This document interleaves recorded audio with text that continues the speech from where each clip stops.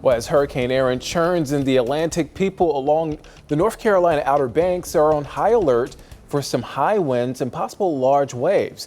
People in the area are being urged to evacuate.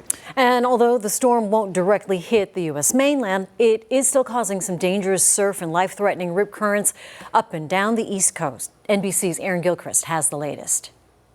Evacuation orders are already in place here for Ocracoke Island and Hatteras Island on the Outer Banks of North Carolina. The tourists are already gone for the most part. Residents are now being told that they need to get out today.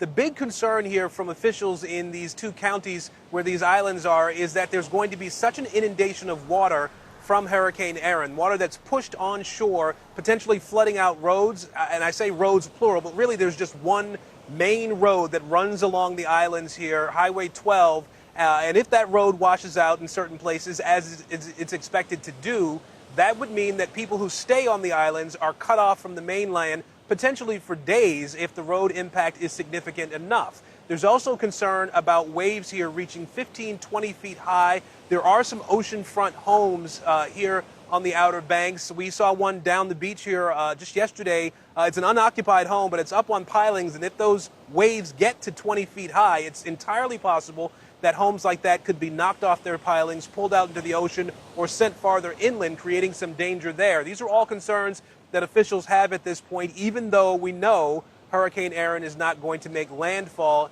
here in North Carolina. At the same time, folks who have planned to stay on these islands are telling us that they don't believe there's going to be a major impact. If there is, they're ready for it. We're told they've hunkered down with fresh water, with food. They're prepared potentially to go without power, they say, and they're prepared to do that at least for several days in some cases.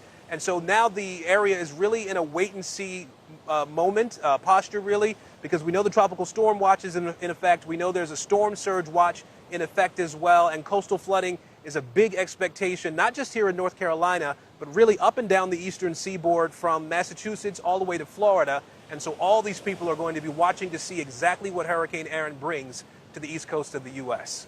Back to you.